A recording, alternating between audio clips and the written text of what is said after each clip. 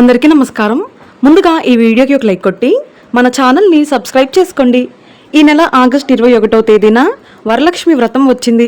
శ్రావణ మాసంలో వచ్చే 2వ శుక్రవారం నాడు, అంటే పౌర్ణమికి ముందు వచ్చే శుక్రవారం వరలక్ష్మి వ్రతాన్ని చేసుకోవాలి.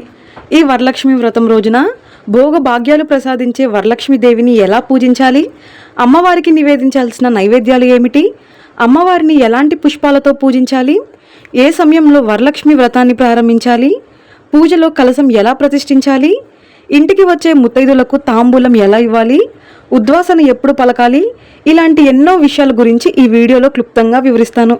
ముందుగా ఈ వీడియోకి ఒక లైక్ కొట్టి జై శ్రీరామ్ అని కామెంట్ చేయండి. ఈ నెల ఆగస్టు 21వ తేదీన వరలక్ష్మి వ్రతం వచ్చింది. వివాహమైన స్త్రీలు ఖచ్చితంగా ఈ వ్రతాన్ని చేసుకోవాలి. తద్వారా దీర్ఘ సుమంగళి యోగంతో పాటు మీ కుటుంబం మొత్తానికి భోగ భాగ్యాలు అష్టైశ్వర్యాలు కలుగుతాయి. కాబట్టి చాలా సింపుల్గా మీ ఇంట్లోనే అమ్మవారిని ఎలా పూజించాలో ఈ వీడియోలో తెలుసుకోండి. ఆగస్టు 21వ తేదీన 2వ శ్రావణ శుక్రవారం నాడు వరలక్ష్మి వ్రతం చేయడానికి మొత్తం 3 లగ్నాలు ఉన్నాయి.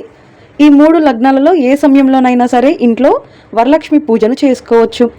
ఉదయం పూట పూజ చేసుకునేవారు సింహ లగ్నంలో, అంటే 6:23 నుండి 7:48 మధ్యలో వ్రతాన్ని ప్రారంభించండి. ఇక ఉదయాన్నే పూజ చేసుకోవడం వీలు కుదరని వారు మధ్యాహ్నం వృశ్చిక లగ్నంలో 12:06 నుండి 2:20 మధ్యలో వ్రతాన్ని చేసుకోవచ్చు. అలాగే సాయంత్రం పూజ చేసుకునేవారు కుంభ లగ్నంలో, అంటే సాయంత్రం 6:16 నుండి 7:52 మధ్యలో వరలక్ష్మి వ్రతాన్ని చేసుకోండి. మీరు ఏ సమయంలో వ్రతాన్ని ప్రారంభించినా సరే ఉదయం బ్రహ్మముహూర్తంలో స్త్రీలు నిద్రలేచి ముందుగా తులసి కోటను పూజించుకోవాలి. తులసిని పూజించడం వలన ముక్కోటి దేవతల ఆశీర్వాదం వెంటనే లభిస్తుంది. ఈ వరలక్ష్మి వ్రతాన్ని చేసే ఆడవారు ఎరుపు రంగు వస్త్రాలు కానీ ఆకుపచ్చ రంగు వస్త్రాలు కానీ ధరించి నిండు ముత్తైదులా తయారయ్యి అమ్మవారిని పూజించండి. కాళ్లకు పసుపు రాసుకొని పాపిట్లో కుంకుమ బొట్టు పెట్టుకొని పూజలో కూర్చోవాలి. అయితే మనలో చాలామంది ఆడవారు అమ్మవారి రూపును పూజలో పెట్టి వరలక్ష్మి వ్రతాన్ని చేసుకుంటారు. ఒకవేళ అమ్మవారి రూపం పెట్టలేని వారు లక్ష్మీదేవి చిత్రపటాన్ని పీఠం పైన ప్రతిష్ఠించి కలశం పెట్టుకొని వరలక్ష్మి వ్రతాన్ని చేసుకున్నా సరే చాలా మంచి ఫలితం ఉంటుంది. వరలక్ష్మి పూజలో అమ్మవారి రూపం పెట్టేవారు అమ్మవారికి పట్టు చీరను కట్టి అమ్మవారిని నగలతో అందంగా అలంకరించి పూజ చేసుకోండి. అయితే అమ్మవారి రూపం పెట్టలేని వారు లక్ష్మీదేవి చిత్రపటాన్ని తెచ్చుకొని అమ్మవారి పటానికి పూలమాల వేసి అమ్మవారిని పూజించుకోండి. వరలక్ష్మి వ్రతం ప్రారంభించే ముందు మీ పూజ గదిలో బియ్య పిండితో అష్టదళ పద్మం ముగ్గు వేయండి. ఒక చెక్క పీఠాన్ని వేసి పీఠం పైన ఎర్రటి వస్త్రం పరిచి కొన్ని బియ్యం పోసి కలశం ప్రతిష్ఠించండి.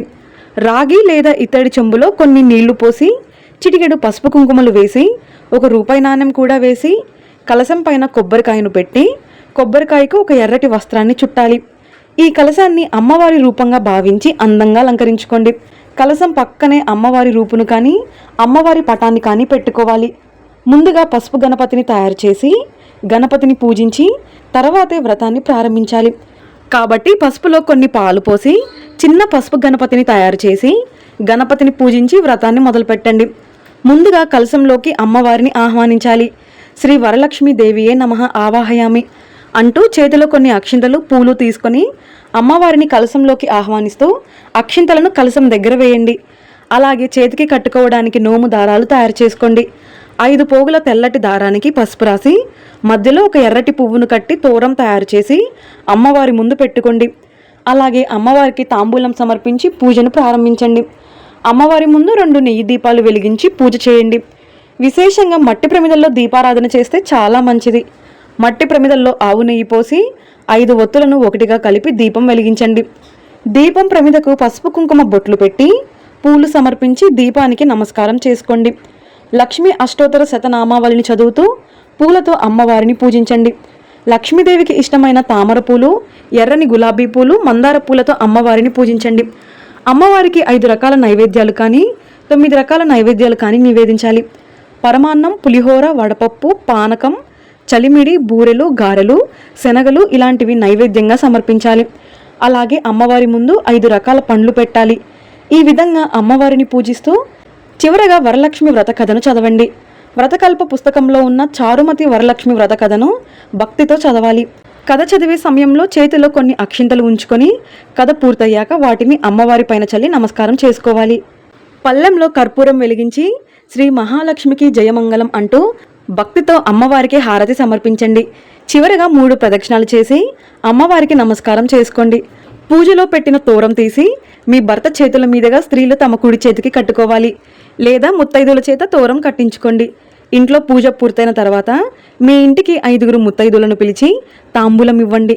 ఇంటికి వచ్చిన ముత్తైదులకు పసుపు రాసి కుంకుమ బొట్లు పెట్టాలి.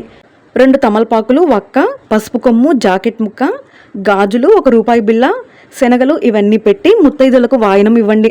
వాయనం ఇచ్చేటప్పుడు ఇచ్చితి వాయనం, పుచ్చుకుంటి వాయనం, ఇచ్చింది ఎవరు శ్రీ వరమహాలక్ష్మీదేవి అని చెబుతూ వాయనం ఇవ్వాలి. ఒకవేళ ముత్తైదువులు అందుబాటులో లేకపోతే మీ దగ్గరలో ఉన్న అమ్మవారి దేవాలయానికి వెళ్ళి అమ్మవారికి తాంబూలం సమర్పించండి. ఈ వ్రతాన్ని చేసే ఆడవారు ఖచ్చితంగా ఉపవాసం ఉండాలి. ఉదయమంతా ఉపవాసం ఉండి సాయంత్రం పూజ గదిలో దీపం వెలిగించి ఉపవాసాన్ని విరమించి భోజనం చేయాలి. అలాగే సాయంత్రం పూట ఇంటి ముందు 2 నెయ్యి దీపాలు వెలిగించండి. శ్రావణ శుక్రవారం ఇంటి ముందు దీపాలు వెలుగుతూ ఉంటే మహాలక్ష్మీదేవి మీ ఇంట్లో తాండవిస్తుంది. ఈ విధంగా వరలక్ష్మి వ్రతాన్ని ఆచరించి మరుసటి రోజు ఉదయం అంటే శనివారం నాడు ఉద్వాసన పలకాలి. శనివారం ఉదయం స్నానం చేసి దీపం వెలిగించి అమ్మవారికి నైవేద్యం పెట్టి కలశాన్ని కొద్దిగా ఉత్తరం వైపుకు జరపాలి. కలశంలో ఉన్న నీటిని ఇల్లంతా చల్లుకోండి. దీనివల్ల మీ ఇంట్లో ఉన్న నెగిటివ్ ఎనర్జీ మొత్తం తొలగిపోయి మీ ఇంట్లోకి దైవశక్తులు ఆకర్షిస్తాయి. అలాగే కలశం పైన ఉన్న కొబ్బరికాయను పగలగొట్టండి. ఇక కలశం కింద ఉన్న బియ్యాన్ని అన్నంలాగా వండుకోవచ్చు, లేదా పరమాన్నం తయారు చేసుకోండి. పూజలో పెట్టిన పసుపు గణపతిని నీటిలో కలిపి ఆ నీటిని చెట్లకు పోయండి. ఇక ఈరోజు తప్పనిసరిగా తులసి కోటను పూజించాలి. తులసి కోటలో నెయ్యి దీపం వెలిగించి ప్రదక్షిణాలు చేస్తే లక్ష్మీదేవి ఆశీర్వాదం వెంటనే లభిస్తుంది. అలాగే ఈ శ్రావణ శుక్రవారం అందులోనూ వరలక్ష్మి వ్రతం రోజున సాయంత్రం 6 గంటల సమయంలో మీ పూజ గదిలో ఐశ్వర్య దీపం వెలిగిస్తే చాలా మంచిది. ఉప్పుతో వెలిగించే దీపాన్ని ఐశ్వర్య దీపం అని అంటారు. కాబట్టి ఈ రోజున ప్రతి ఒక్కరూ ఉప్పు దీపం వెలిగించండి. డబ్బు కష్టాలన్నీ తీరిపోయి మీ ఇల్లంతా కనక వర్షంతో నిండిపోతుంది. ఉప్పు దీపం ఎలా వెలిగించాలంటే ఒక పెద్ద మట్టి ప్రమిదలో నిండుగా రాళ్ళ ఉప్పును పోసి ఆ ఉప్పు పైన చిన్న మట్టి ప్రమిదను పెట్టి ఆవు నెయ్యి పోసి దీపం వెలిగించండి. ఈ దీపానికి పసుపు కుంకుమ బొట్లు పెట్టి పూలతో అలంకరించి అమ్మవారి ముందు వెలిగిస్తే మీ ఇల్లంతా అష్టైశ్వర్యాలతో నిండిపోతుంది. అంతటి మహిమ ఈ ఉప్పు దీపానికి ఉంటుంది. అలాగే ఈ శుక్రవారం గోవును పూజిస్తే చాలా మంచిది. గోమాతలో 33 కోట్ల మంది దేవతలు నివసిస్తారు. కాబట్టి గోవుకు ఆహారం తినిపించి ప్రదక్షిణాలు చేస్తే మీ మనసులో ఏదైనా కోరుకుంటే కోరిన కోరికలన్నీ వెంటనే నెరవేరుతాయి. అలాగే కనకధార స్తోత్రం చదవడం, శ్రీ సూక్తం చదవడం ద్వారా అమ్మవారి అనుగ్రహం వెంటనే లభిస్తుంది. ఈ విధంగా ఈ శ్రావణ శుక్రవారం వరలక్ష్మీదేవిని పూజించి చిన్న చిన్న నియమాలు పాటిస్తే ఈ సంవత్సరం అంతా అమ్మవారి అనుగ్రహం మీ ఇంటిపై ఉంటుంది. ఈ వీడియో మీకు నచ్చితే లైక్ చేసి సబ్స్క్రైబ్ చేసుకోండి. జై శ్రీరామ్.